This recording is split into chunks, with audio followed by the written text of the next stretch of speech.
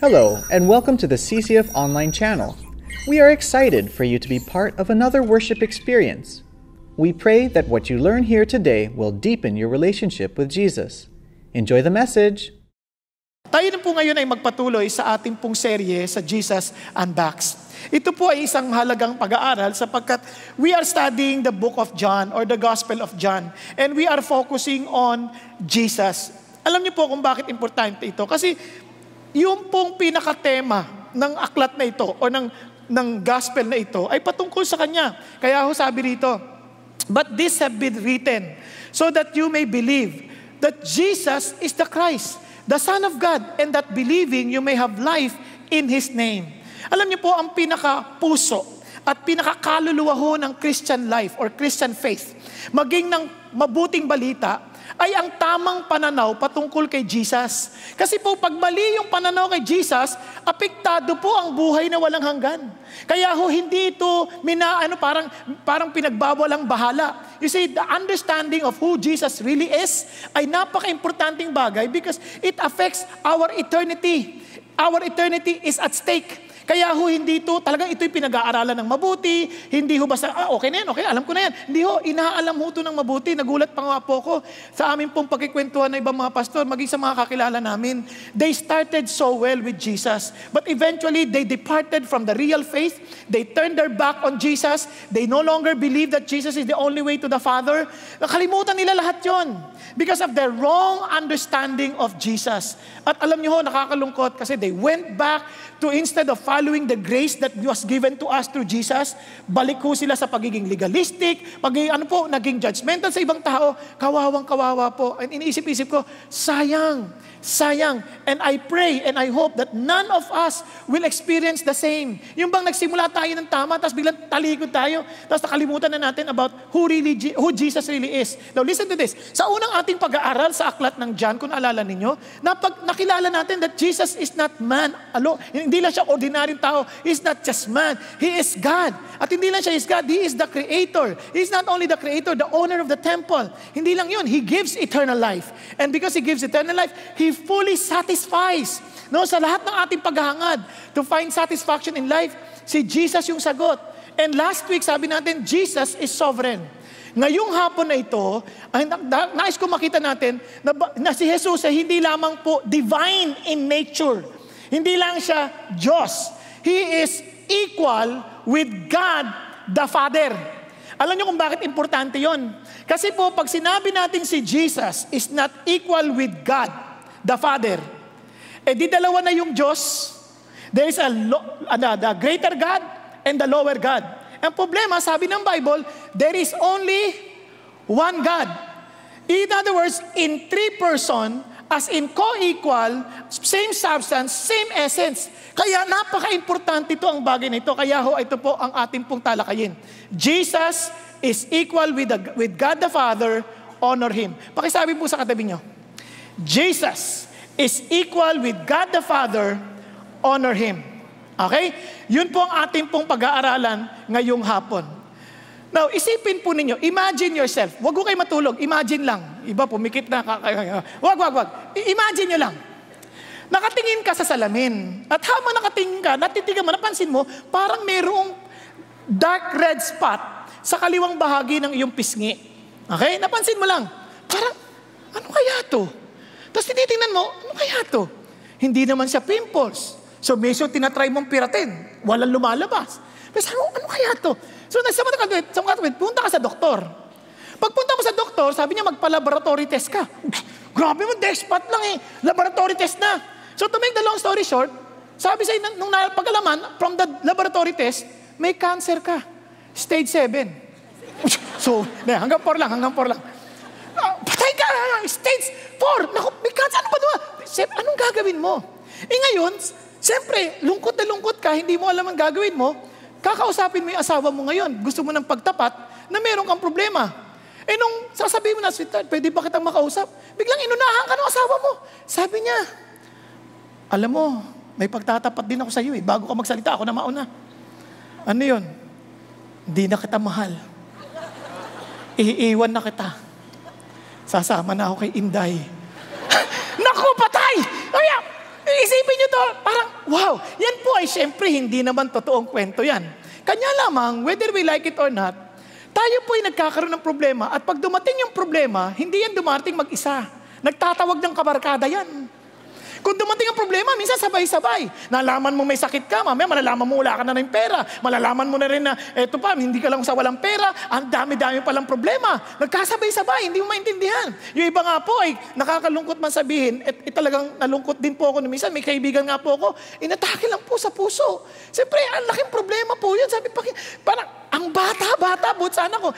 Yun po, ang bata-bata. Hindi ko sinasabi, pag matanda ka, pwede ka na magkasakit.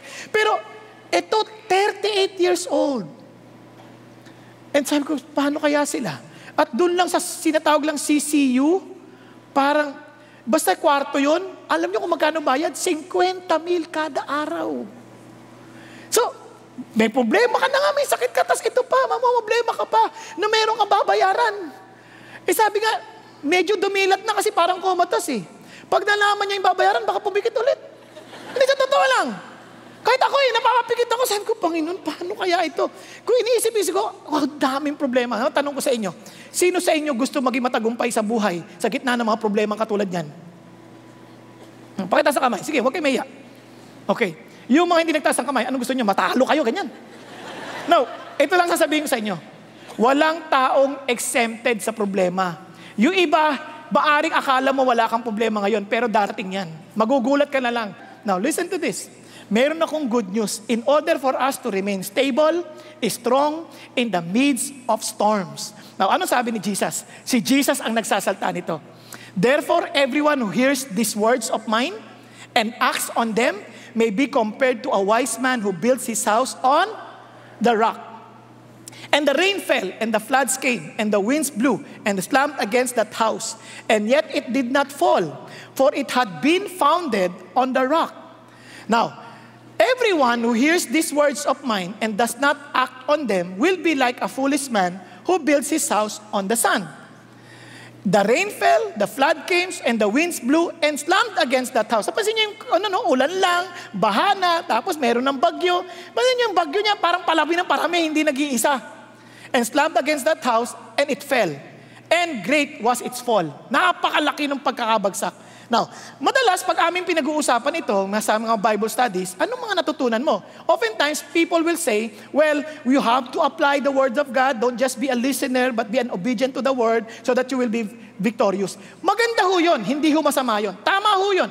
Kanya lamang po, meron pong isang mas malalim pong bagay na gustong ipaalam ng Panginoon Kristo dito. Tingnan nyo sino nagsasalta? Si Jesus. So sa madaling salita, the Jews understand that if they obey the Word of God, they will also be blessed. But here, Jesus Christ was challenging His listeners and telling them about the attitude that they should have towards Him. Sa madaling salita din, ako nagsasalta, ibig sabihin, hindi ito about God. This is about me. If you listen to me and apply what I have told you, sabi ni Jesus, even if the storms would come upon you, not only if, but when they come upon you, you shall be strong. You will never be destroyed. You will never fail. Nagkakaintindihan po tayo? It has something to do with our attitude towards Jesus. Ito po itong, ano ba tingin mo kay Jesus? Kapag mali mo yung pananaw mo kay Jesus, obviously you will fail. Obviously you will always have a great fall. Kaya maraming tao hindi nila alam ang kanilang gagawin. Hindi nila maintindihan paano nila haharapin ang kanilang mga suliranin. Kaya problema, hindi mo rin alam kung kailan ito darating. But one thing for sure, when it comes, and you are strong in your relationship with Jesus, and you follow His words, and you believe in His sovereignty, then, sabi ng Bible, you will be stable. You will be strong. You will be victorious. Ang tanong, can we rely on His words? Pwede ba talaga nating asahan ang salita ni Jesus? Pwede ba natin talagang panghawakan yan? Yes. Why? Because Jesus is equal with God the Father and we should honor Him. Ibig sabihin, when He promises you something, in other words, when He promised you something, He will be able to do it. Walang pipigil sa Kanya. Halimbawa, kapag ang asawa ko nangako sa inyo na bibigyan ka ng 1,000 at nalaman ko, sasabihin ko sa kanya, huwag mong bigay yan. Ako masusunod. Tama ba? But if we are equal in terms of the way we handle money, at walang makikialam sa kanya, pag sinabi niyang bibigyan ka 1,000, ibibigay niya yon. Walang pipigil sa kanya. Tama ba? Same thing with Jesus. When Jesus promises something, nobody will ever stop him from doing that because he is equal with the Father. Nagkakaintindihan? Whatever decisions he make, the Father will support it because they're equal. Now, paano natin nalaman yan? Okay, balik tayo ngayon sa ating inaaral sa John chapter 5. Naalala niyo sa John chapter 5, naalala niyo yung merong pinagaling na mama sa Pool of Bethesda? Gising ba kayo nung last week? Naalala niyo? Okay, doon sa Pool of Bethesda, meron pong mama na 38 taon nang may sakit. Hindi siya makabangon kasi po siya po ay paralisado. Ngayon, sabi ni Jesus, gusto mo bang gumaling? Sabi niya, wala naman pong tumutulong sa akin para pumunta doon sa tubig eh. Kaya sabi ni Jesus, okay, bumangon ka, kunin mo ang iyong mga higaan at pagkatapos lumakad ka. Ngayon, ito po ang malaking problema. Itong mga Hudyo, nakita yun. Parang sinusuway yung batas ng Sabbath. Ang Sabbath po, napaka-stricto po ng mga Hudyo dyan. You cannot do anything, any work. Yung Sabbath na yan, talagang dapat yan, total rest. Pag napunta kayo sa Israel at sumakay kayo ng elevator, lahat ng elevator, pag sinatawag nilang Sabbath elevator, hindi mo na kailangan pumindot dahil lahat na ng floor napindot na. Isipin niya, kasi pag pumindot ka, trabaho yun. Naintindihan niyo po yung sabihin? Sa isip-isip ko nga, kung talagang ganun ka-stricto, nung sumakay ka lang sa elevator, trabaho na yun. Tama? Ito problema nila. So sabi nila, sinong nag-utos sa inyan? Sabi niya, si Jesus. So they got angry at Jesus and they persecuted Him. And this is how Jesus answered him. And from these answers, daming sagot yan, from 17 to 47, in-explain ni Jesus yung kanyang equality with God. 3 W ang ating tatandaan. 3 W. Hinatin ko sa 3 W para makita natin na mabuti. Una, work. Work. Ano sabi ni Jesus? Look at this. But He answered them, my Father is working until now, and I myself am working. Ano sinasabi ni Jesus? Habang nakikinig ako, ikaw yung Pharisee, huwag mong sabihin sa amin na maging yung si God, the Father, ay nagtatrabaho, meaning He's not following the Sabbath law. Yung bang ibig mong sabihin? Naku, hindi pa pwede yan, batas niya yun. So, ito ang malaking problema.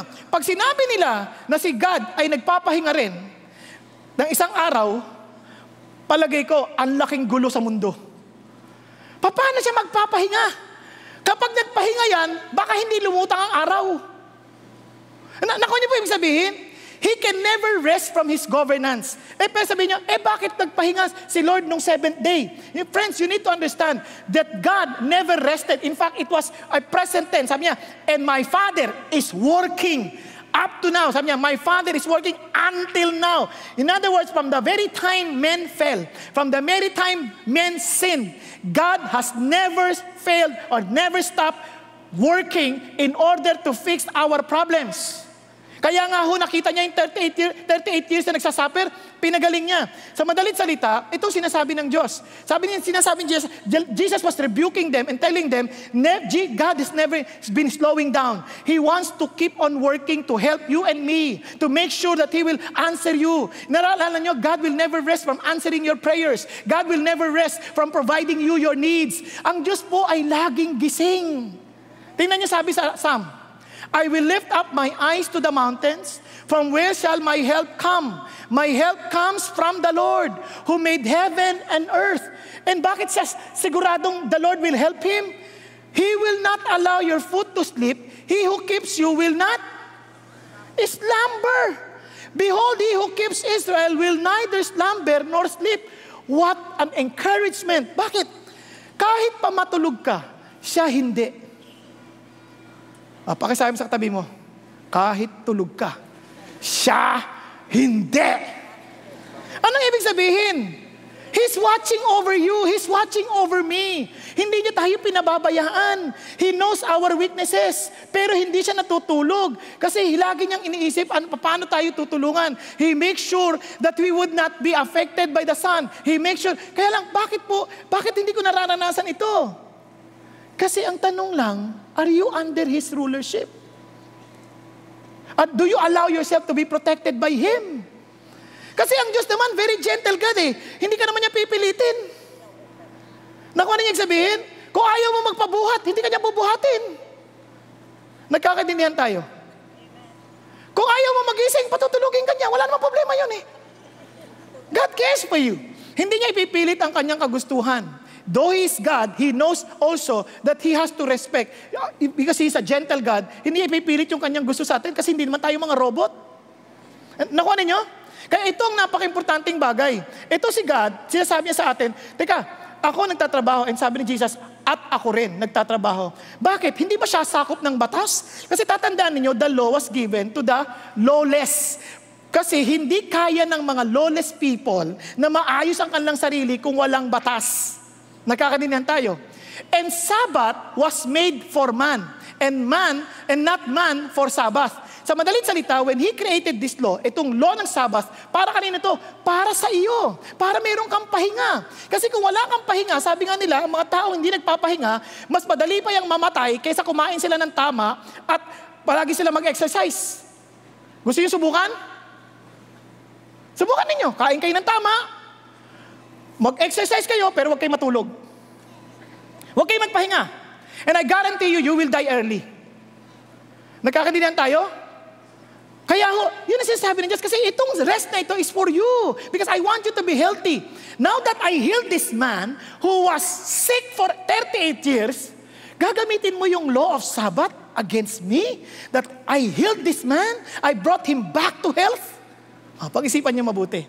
Kaya sabi ni Jesus, I'm also working. Ito pinakamagulo. Sabi nila, and my Father, sabi ng mga Hudyo, Father?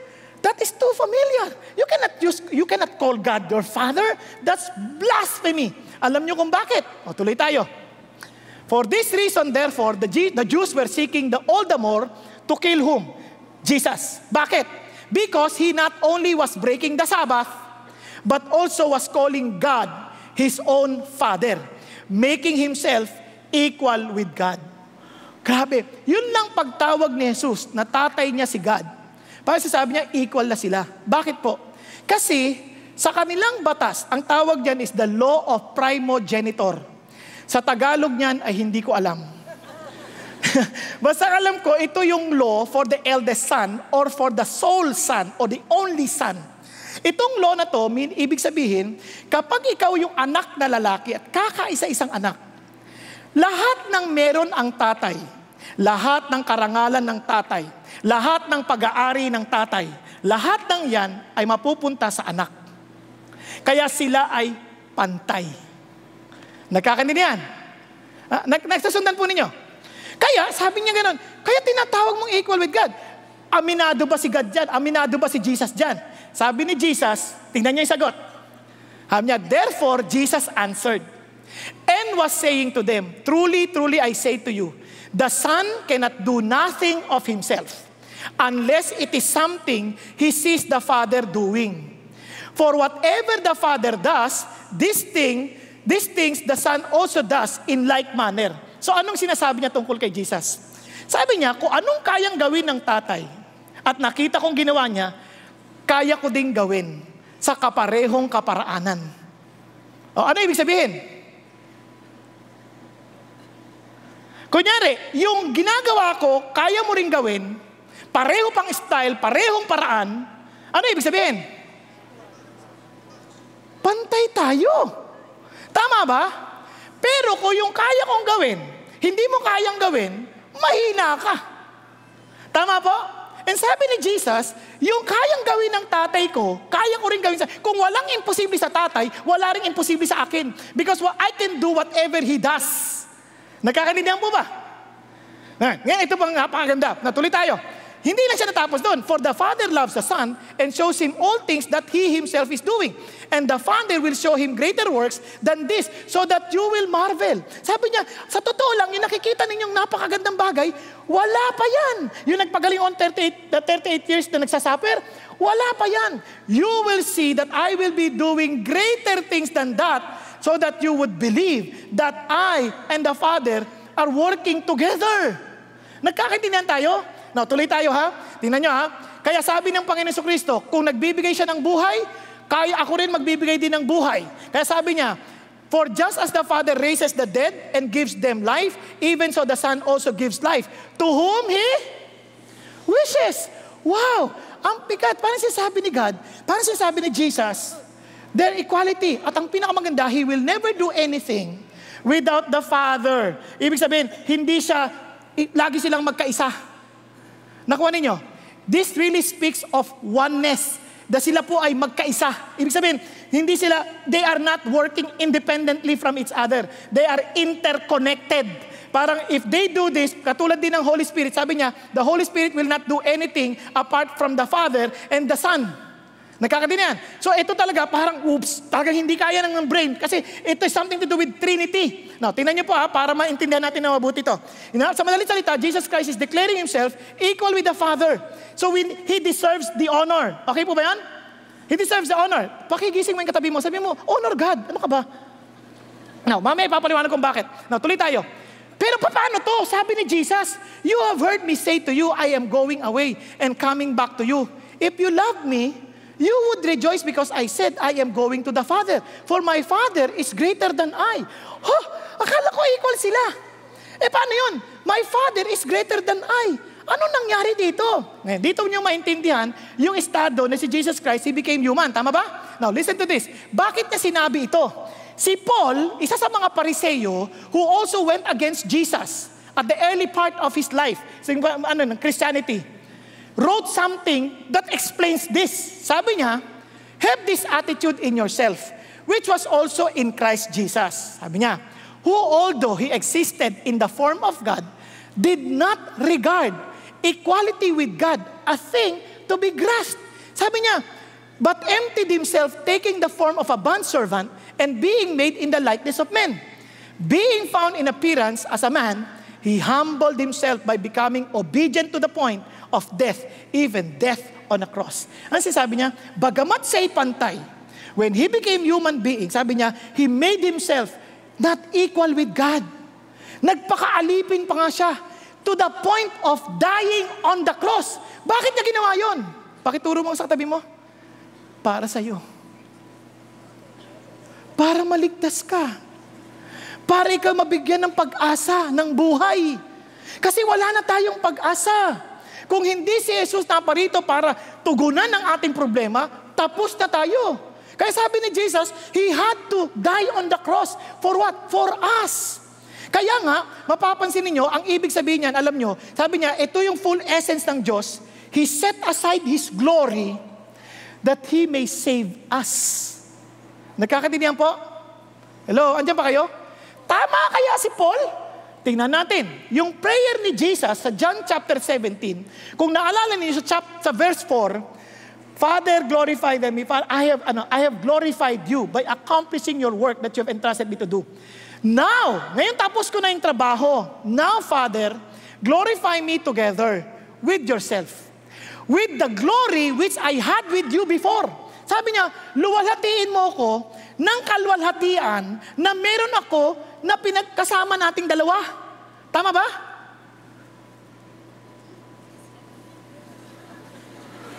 Okay, good. Sabi niya, bago pa nilikha ang mundo. Ibig sabihin, itong kalwalhatian na to, Panginoon, balik mo na kasi sabi ko samantala, ngayon ibalik mo na ito kasi itong bagay na ito, tapos ko na yung trabaho. Naunawaan niyo po yung sabihin. Kaya yung kalwalhatian, naiintindihan mo ba yung sinasabi ni Jesus sa prayer na to? Alam niyo bang sabi ng Diyos that He will not share His glory to anybody? Not even to the graven image, to any cold gods? Parang sinasabi niya, dapat mo maintindihan that here is Jesus Christ declaring Himself that He did not come into this world the way we came here into this world. Paano siya naipanganak? Virgin birth. Tayong lahat, pinanganak, merong nanay at merong tatay. Yung iba nga lang, hindi na nakilala kung sino yung tatay nila. Nagkakaintindihan? Pero walang pinanganak sa lupa na walang tatay at nanay. Si Jesus lang, kasi siya yung pinanganak, conceived by the Holy Spirit. Ngayon, sabi ng Panginoon Diyos ganito. Sabi niya, ngayon po Panginoon, ibalik niyo na po yung glory na pinaghatian natin, sinatamasa nating parehas. Kaya sabi niya, kaya Panginoon, Ito na po, parang sinasabi niya, we are co-equal, we are co-eternal with the Father. He is the eternal Son of God, the second person in the Trinity. Nagkakaintindihan? Nandiyan pa ba kayo? Okay po. Ngayon, tuloy tayo. Sabi niya, hindi siya natapos doon. Kasi sabi niya, because Jesus is equal with God, remember we are to honor Him. Now, let's continue. For not even the Father judges anyone. He has given all judgment to the Son. Wow, this is something great. Etong si Jesus, with this work, He was explaining His role in the Trinity. Merong gagawin ang anak na hindi gagawin ng ama. Bagamat kaya ng ama, hindi niya gagawin. Kasi hindi niya role sa Trinity yon. Meron namang gagawin ang ama na hindi pwedeng gawin ng anak, hindi dahil hindi niya kaya, ngunit dahil mayroong role yung Father na hindi role ng anak. Nakakaintindihan po? Ano yon? For example, yung tatay hindi maghuhusga kahit kanino. Dahil all judgment was given to the Son. Nakakaintindihan? Sa madalit salita, when it comes to judgment, on the judgment day, ang maghuhusga hindi yung tatay, si Jesus. Kaya nga maalala ninyo, you are to face the Lamb of God. Nakakaintindihan? Ngayon, tingnan niyo po nung sa Psalm, kung mapapansin niyo sa Psalm, sabi rito, but the Lord God abides forever. Yung word na Lord is Yahweh, the personal name of God. He has established His throne for judgment, and He will judge the world in righteousness. And He will execute judgment for the people with equity. So sino yun to? Sino tinutukoy dito? Sino yung Yahweh dito? Oftentimes when we read Yahweh, we often think, siya yung God the Father. No, because if all judgment has been given to the Son, the Yahweh here, who will establish His throne for judgment, is Jesus. Nakakaintindihan po ba? Andiyan pa kayo? Okay, balik tayo nga. Sabi natin. Ngayon, tingnan niyo po. Sabi niya, truly, truly I say to you, he who hears my word and believes Him who sent me has eternal life and does not come into judgment but has passed out of death into life. So dinidiinan na Jesus, sabi niya, ito ang gusto kong sabihin sa inyo. You want to see, if you want to be confirmed that you are saved, that you will no longer be judged, sabi niya, since I am the judge, anyone who listens to me means he believed in the God who sent me. Tama ba? You will pass from judgment to life. So hindi ka na makukundina. Kaya sabi nga ni Paul, therefore there is now no condemnation for those who are in Christ Jesus. Now, tingnan niyo po paano huhusgahan kasi maaring sabihin niyo, teka muna, paano yung mga kung ikaw yung Pharisee? Anong pinagsasabi mo? Batang-bata ka pa. Paano yung mga namatay na? Paano yung mga nauna na sa'yo? Paano na yung mga nakapikit? Hindi kayo. Yung nakapikit ng mga patay na ba? Na bago ka pa na ipanganak. Paano yun? Naintindihan sabihin? Ito sabi ni Jesus, pakinggan nyo Truly, truly, I say to you, an hour is coming and now is, when the dead will hear the voice of the Son of God, and those who hear will live. Dead will hear His voice. Now, yes, for just as the Father has life in Himself, even so He gave to the Son also to have life in Himself. And He gave Him authority to execute judgment, because He is the Son of Man. Do not marvel at this, for an hour is coming in which all who are in the tombs will hear His voice, and will come forth those who did the good deeds to a resurrection of life, and those who committed the evil deeds to a resurrection of judgment. Ano sinasabi ni Jesus? Yung mga nauna sa akin, the moment I rose again from the dead, I will also resurrect them on the day of judgment. So lahat ng namatay, great or small, bubuhayin ulit. At on that day, He will judge them according to their deeds. Good deeds and bad deeds. Ano ibig sabihin itong evil deeds ito? Now listen to this. Kahit anong bait mo, you are generous, you are kind-hearted, you are very helpful to other people. If you reject Jesus, you are rejecting God. And if you reject God, you are doing the worst evil in the world. At yun ang judgment sa iyo. Nagkakaintindihan ba? Uy, tindi nito. Ulit. Tumingin kayo sa akin, bago kayo tumingin kung saan-saan. Ito ang judgment ng Diyos. Kaya akala niyo, papakabait na ako, hindi ganun. Yung kabaitan na yun, maganda yun. Pero ang issue dito, kahit anong bait mo, ulitin ko matulungin ka sa mahirap, matulungin ka sa kapwa mo, magalang ka, pero hindi mo tinatanggap si Jesus. as He claims to be, you are also rejecting the triune God. And yan ang pinakamasamang ginawa mo. Ikaw bang tanggihan mo yung Diyos? Parang inalipusta mo na siya. Nakakaintindihan tayo. But if you do accept Him, kahit ano pang sama ng nakaraan mo, naging babaero ka, lalakero ka, naging sugarol, pamamatay tao. But the moment you realized that God is your only hope and you accepted Him, that's the good deeds that God will judge you with in the resurrection of life. Nagkakaintindihan po? Kaya sabihin mo sa katabi mo, hindi issue dito kung anong sama mo noon. Ang issue kung sino si Jesus sa'yo ngayon. Ayaw nyo? Hindi nyo ba nasundan? Pakisabi mo ulit sa katabi mo, para medyo mahirap-hirap to, doktrina to ng konti. Sabi mo, kahit ano pang nakaraan mo, ang mahalaga sino si Jesus sa'yo ngayon. Okay po? Nakakaintindihan tayo? Ngayon. Huwag kayong magalala, simula pa lang to, marami pa tayong pag-uusapan. 2 hours. Now, let's continue. Kasi sabi ni Jesus, ito napaka-importante. Sabi niya, my judgment will always be fair because I can do nothing on my own initiative. As I hear, I judge. And my judgment is just. Why? Because I do not seek my own will, but the will of Him who sent me. Amazing. Sabi ni Jesus, yes, I am the one who will judge, but I will never do this apart from my Father. Nakakaintindihan. Ngayon, ito po malaking problema. Sabi niya, okay, kung ito yung role ni Jesus, siya yung magja-judge. Dito nyo na ngayon maiintindihan kung bakit sabi ni Jesus. Nung muli siya, sabi niya, but of the day and hour, no one knows, not even the angels of heaven, nor the Son, but the Father alone. Hindi dahil sa hindi siya omniscient. Maaaring sabihin nyo, labo naman. Kung Diyos si Jesus, bakit hindi niya alam lahat ng bagay? Relax ka lang. Pwede mo rin sabihin yan, kung God the Father is God, bakit hindi siya pwede mag-judge? Ulitin ko, may role. Now, para maintindihan yung konteksto ng Matthew 24, ang mga alagad ni Kristo nagtatanong, kailan masisira yung templo? Tinatanong din, kailan siya babalik ulit? And look at this. Jesus Christ was describing in detail everything that will happen, that will precede His second coming. Tanong, hindi niya alam kung kailan siya darating? Pero alam niya lahat ng mangyayari bago siya dumating? Kasi ang ibig sabihin niya ganito, I just want you to be vigilant. It is not your business to know the very exact time when I will come back. Dahil yan ang role ng tatay ko. This is a picture of wedding. Kasi ganito yan, during the betrothal stage, si Jesus will live. The church is the bride of Christ. Aalis siya, remember sabi niya, I will live for I will prepare the house for you. Tama po? In my Father's house, there are many mansion or rooms. And I will go to prepare a place for you. Yun ang picture ng kasalan. Parang sa kasalan na yun, during the betrothal stage, pupunta si Jesus doon, aayusin niya yung tapos sabihin ng tatay niya, tapos na, sunduin mo na asawa mo. So that was the role of the father. Pero he knows what it is, but he will not announce when he will come, dahil yan ay karapatan ng tatay.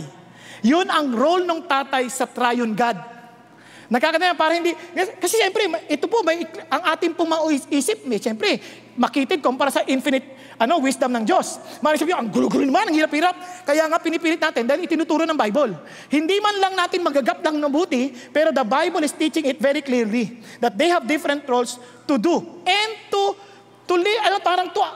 use, or parang to live out para as gods, no? Pero ito, dito ka. Pero isa lang sila. The center of consciousness, isa lang. Nakakaintindihan? Okay lang kayo? Kasi sabi ni isa, yung oo niya, bumagsak ang ulo eh. Di bale. At least hindi ka patay. No. So, ito ang pinaka-importante. So, mayroong role. Ngayon, sabi ng Diyos, ito pinaka-importante. Alam nyo bang, God is at work right now. And oftentimes, He is really at work in your life. Ang problema, we all keep on resisting Him. Alam niyo pa paano mag-work ang Diyos? Sometimes He will allow bad things to happen to us just to get our attention.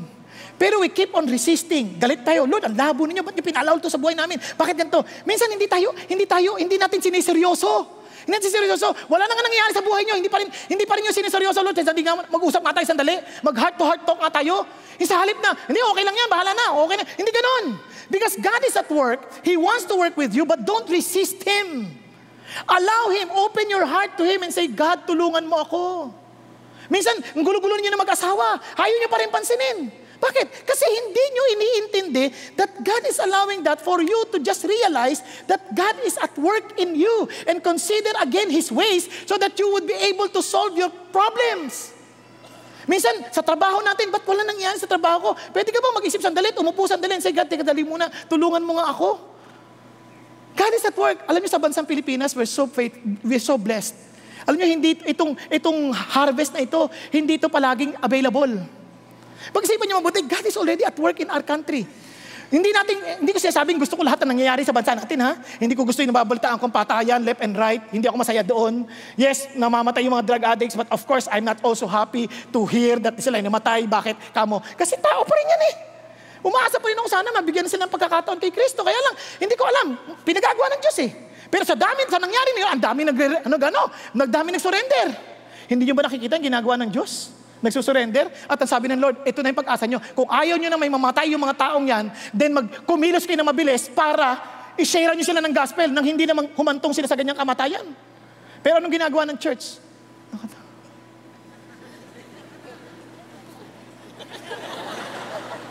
Paano tayo makikipag-unahan? Sa mga patayan na ganyan. Friends, huwag tayo magsalta lang, ayaw ko ng patayan. Ngayon tanong mo, church, then move. Reach out to these people. They need Jesus. You found the answer. Then tell them about the answer. Amazing. Alam niyo po, ang dami-daming trabaho ngayon po, nagbukas pati mga eskwelahan. Nagkasabi, turuan niyo naman kami para sa values. Hindi na ho natin masagutan lahat. Bakit? Hindi naman pwedeng lahat kami lang matuturo. Nakuha niyo po, alam niyo ba, nung Biyernes, pagkatapos ko lang magturo, whole day schedule ko. Pagdating ko, pagkatapos ko ng 10:30 turo ko, may patay pa ho ako.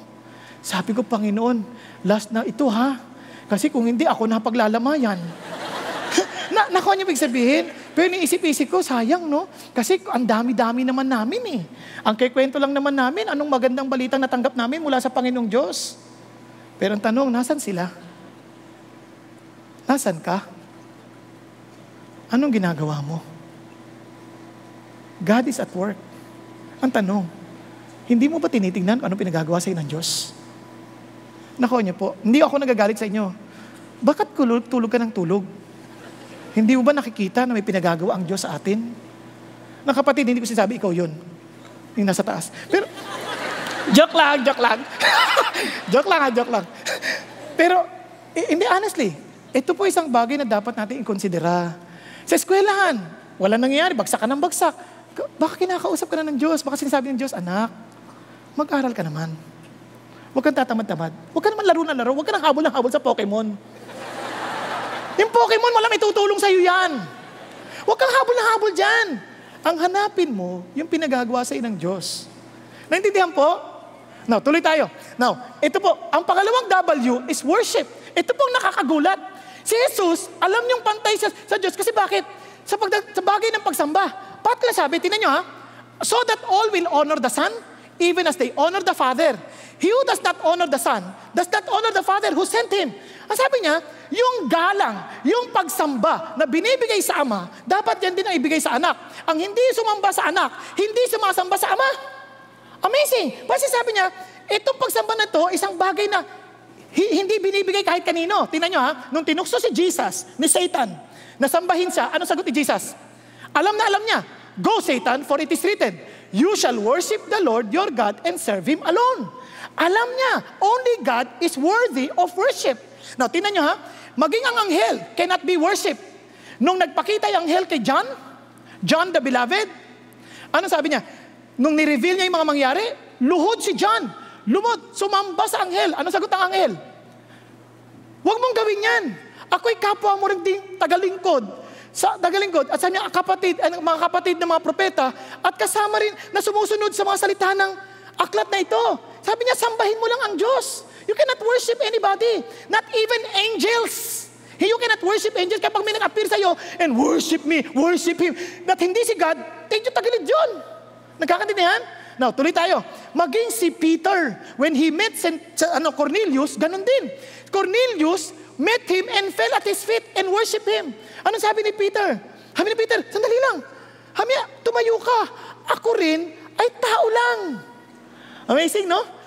Kung kayo kaya may lumuhod sa inyo, ano kayong gagawin nyo? Tumayo ka, tao ka lang. Ganun ba? Hindi, pag-isipan nyo mabuti. Kasi alam nyo, only God receives worship. And surprisingly, si Jesus, hindi ganito ang kanyang reaksyon. Imagine, the wise men from the east went to Jerusalem or went to Bethlehem to worship who? Jesus. Look at this. Where He was being born, King of the Jews. For we saw His star in the east and have come to worship Him. And when they found Him, after coming to the house, they saw the child, referring to Jesus, with Mary, His mother, and they fell to the ground and worshiped Him. Sinamba. Hindi ito mga estupidong tao. These are wise men. Now, tingnan niya, at itong tao na to, hindi lang, may sabi niyo, si Jesus, hindi naman niya mapatayo yung mga wise men. Bata pa eh. Alam nga naman, tayo muna po kayo, hindi ako dapat sambahin. Bata pa eh. O, di subukan natin sa adulthood. Noong si Jesus Christ nag-resurrect from the dead, He met His disciples, and look at what they did. When they saw Him, they worshipped Him. Ano sinasabi niya? Sinabi niya bang, tumayo kayo. Lingkod lang ako ng Diyos, katulad ninyo. Ganun ba? No.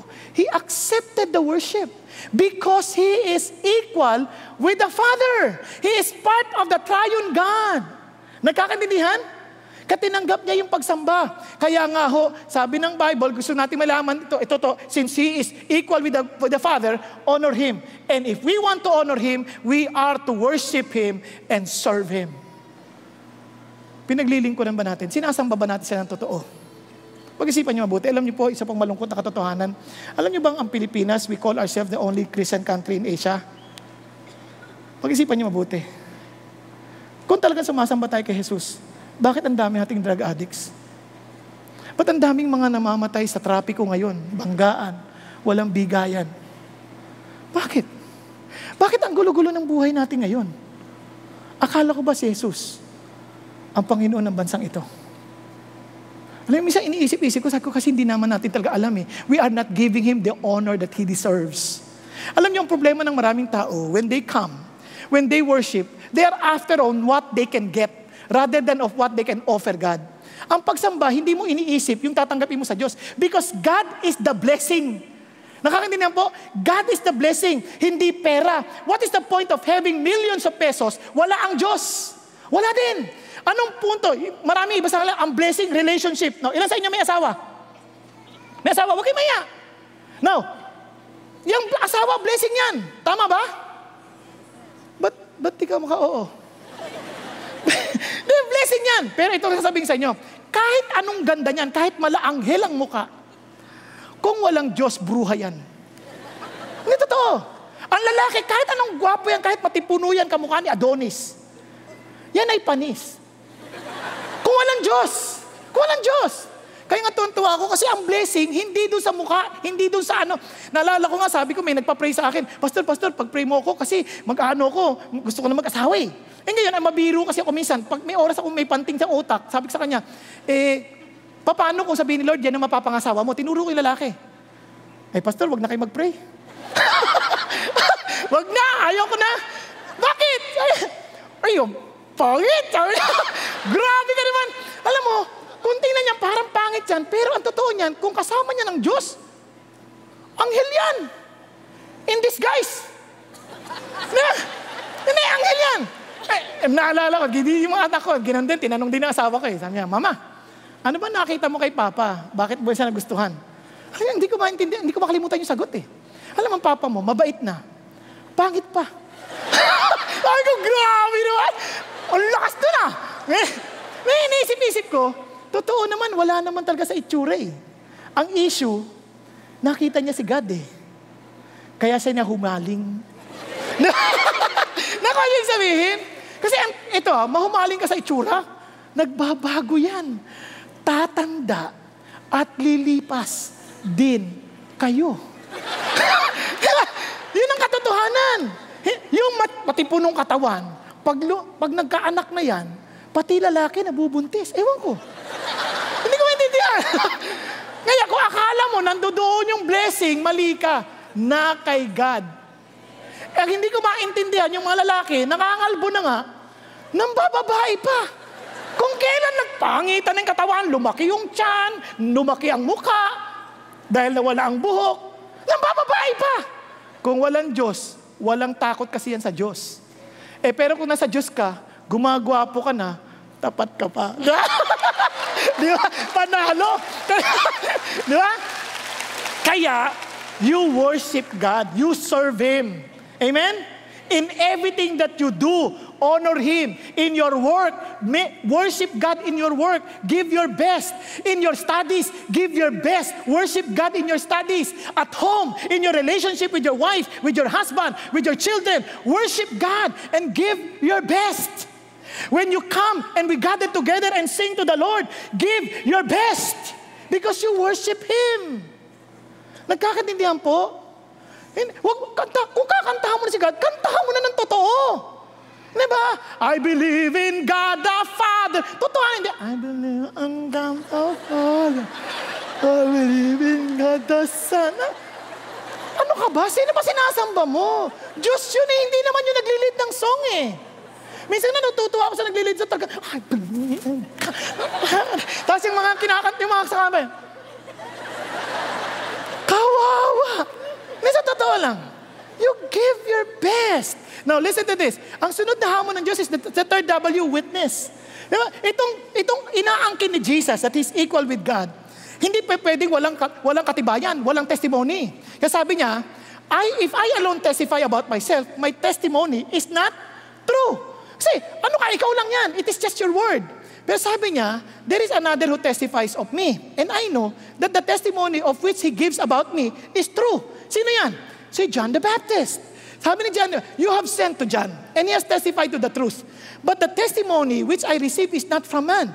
But I say these things so that you may be saved. Sabi niya, he was the lamp that was burning and was shining, and you were willing to rejoice for a while in his light. Ano sabi niya? Itong si John the Baptist, hundreds of years before he was born, hundreds of years before Jesus Christ came into being. Sabi niya, ano sabi niya? As in, became human.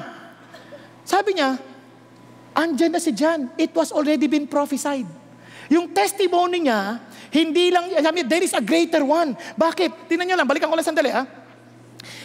But the testimony which I receive is not from man. It's not just from him. Bakit po? Tingnan niyo po, sabi niya, because a voice is calling. Imagine, hundreds of years before he was born. Clear the way of the Lord, Yahweh. Yahweh will be coming. And in the wilderness, make the smooth in the desert a highway for our God. God is coming. So, kailan to nangyari? Mark 1. As it is written in Isaiah the prophet, behold, I send my messenger ahead of you. Who will prepare your way? Who is this? God. And sabi nga, the voice of one crying in the wilderness, make ready of the way of the Lord, Yahweh. Make His paths straight. And sabi niya, John the Baptist appeared in the wilderness preaching a baptism of repentance for the forgiveness of sin. Eh, sino ba yung dumating? Who is this Yahweh who came? Jesus. Kasi sabi niya, itong testimony ni John the Baptist is so important because it is not just a testimony of a man. It is a testimony of God through him because it was prophesied long before he came. And he will prepare the way of the Lord. Now, ang pangalawang testimony, God the Father. Kung ayaw mo makinig kay John, kay John the Baptist, si God the Father. Ang sabi niya, but the testimony which I have is greater than the testimony of John. For the works which the Father has given me to accomplish, the very work that I do, testify about me that the Father has sent me. Sabi niya, and the Father who sent me, He has testified of me. You have neither heard His voice at any time, nor seen His form. Remember when He was baptized, sabi ni God the Father, this is my beloved Son, in whom I am well pleased. Pero hindi niyo maisip. Bakit sabi niya, you do not have His word abiding in you, for you do not believe Him whom He sent me. This is what I'm telling you. You have been worshiping God. You have been trying your best to be religious, but there is no reality of God. There is no connection between God and you. Yun ang sinasabi niya. Kasi sabi niya, kaya hindi niyo naintindihan yung ginagawa ng Diyos. If you are not seeking for God, Even if God is working at your very face, you will never see it. You will always be blinded. Yun ang problema dito. Sabi niya, itong work ko, tinetestify ng God the Father that He sent me. Kaya itong ginagawa ko, hindi makikita ng sino man. But if you are real seeker of God, you will see it. Tingnan nyo, si Nicodemus, bagamat siya ay Pharisee, he was seeking for God. He wanted to know how to get to heaven. And look at what he said, Rabbi, we know that you have come from God as a teacher. For no one can do these signs that you do unless God is with him. Si Nicodemus, nakita niya. Kasi alam nyo, ito po, if we are not really seeking for God, you will never see the work of God. You will never get excited with the reports that happen in Japan. You will never get excited with the hundreds of, thousands of drug addicts as in who will be attending our seminar on SIPAG. Hindi natin ma-appreciate yun until we are really walking and seeking God truthfully. And Lord, yung gusto mong, yung pinagagawa mo, yun ang gusto namin. Kaya maraming tao kawawa, hanggang panlabas lang ng religiosity. Hindi yun ang issue ng Diyos. Kaya sabi ng Lord, ngayon papakita ko pa sa inyo na lalong lumalala ang sitwasyon ng mga Pharisees na ito. Because the third testimony is the Old Testament. Bakit Old Testament? You search the Scriptures. Pag sinabing Scriptures, wala pang New Testament niyan. Naintindihan po? Only the old. Because you think that in them you have eternal life. It is this that testify about me. Alam niyo ba yun? Sabi niya, and you are unwilling to come to me so that you may have life. I do not receive glory from men, but I know you, that you do not have the love of God in yourselves. Parang ang bigat na sabi ng Lord. Sabi niya, alam niyo kaya hindi niyo makita? Kasi ang inaantay niyo lang naman yung mga salita na magtitikil ng mga tenga ninyo. Sabi sa mga Pharisees. Sabi niya, yun lang hinahanap niyo, yung nakakatuwa, masaya, pero paano ko yung katotohanan sinasabi ng Diyos? Hindi mo pakikinggan?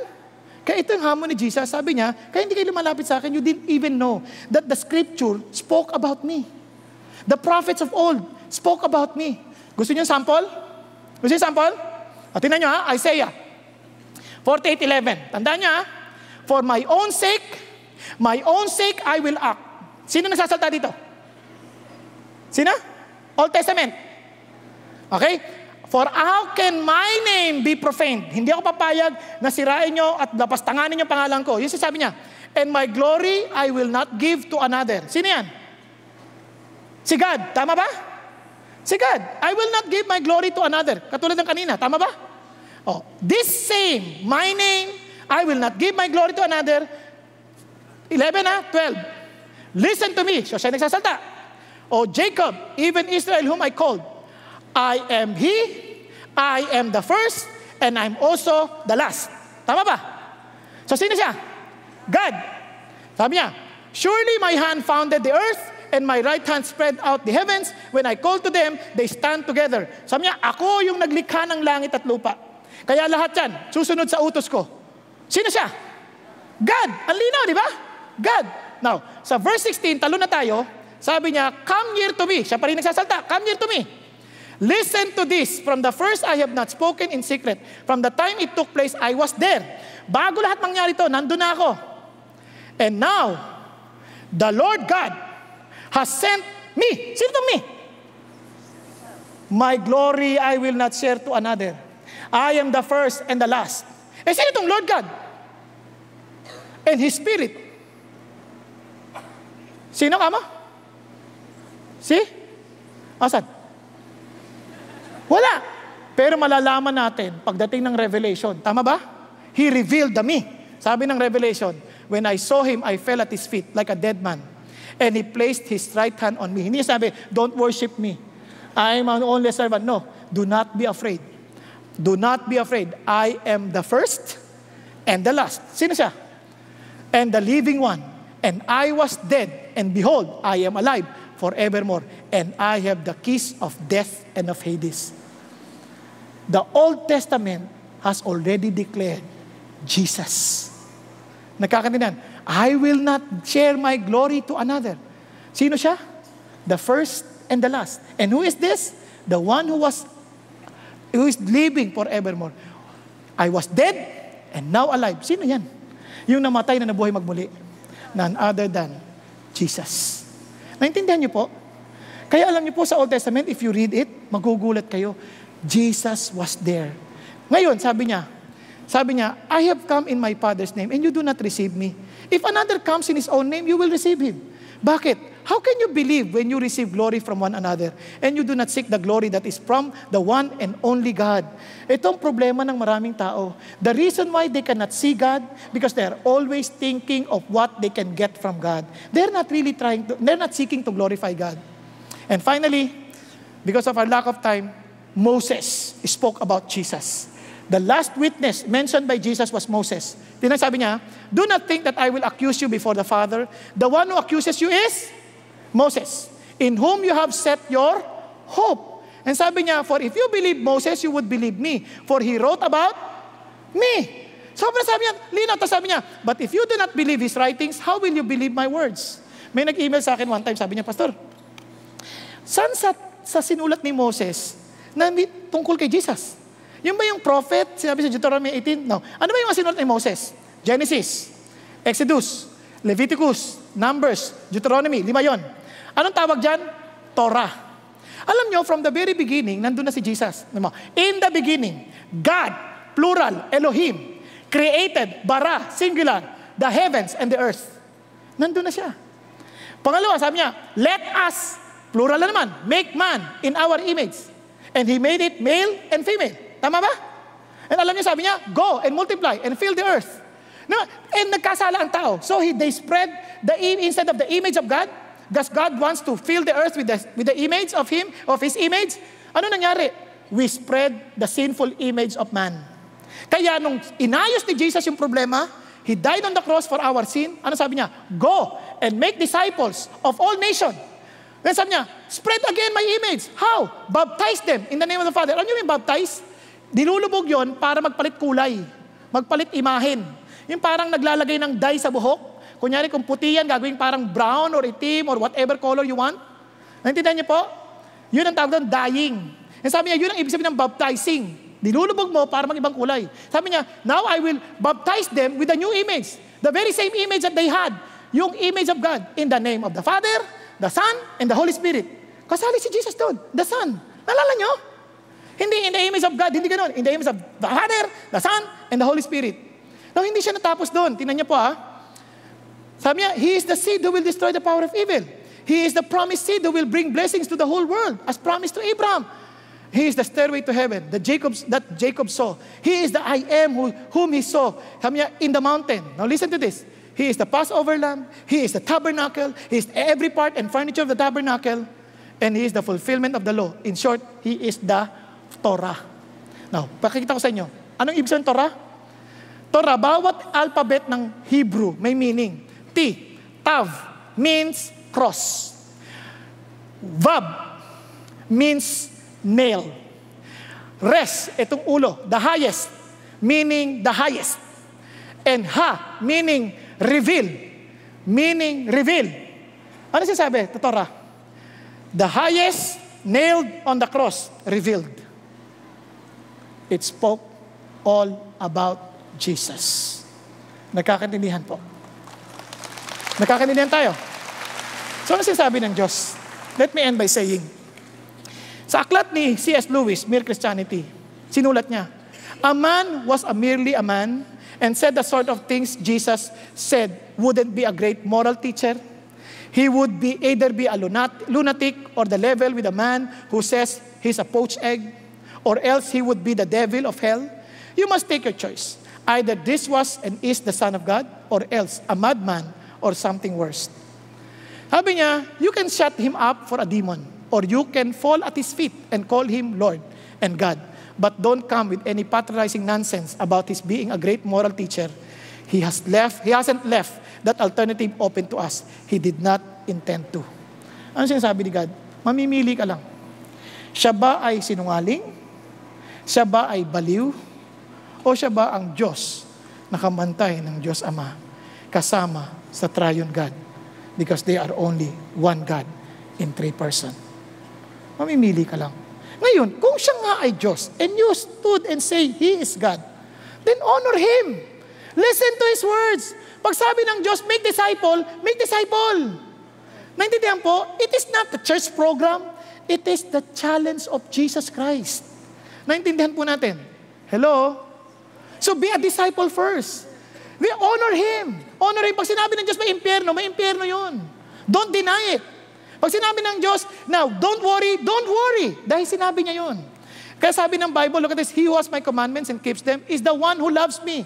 And he who loves me, look at this, my Father will love him. And I will love him and I will disclose myself to him. Secondly, honor one another. Kasi sabi ni Jesus, a new commandment I give to you that you love one another. Even as I have loved you, that you also love one another. By this, all men will know that you are my disciples. If you have love for one another. Paano ba yung love na yan? Sabi niya ito, para mabilisan na lang. Honor all people, love the brotherhood, fear God, honor the king.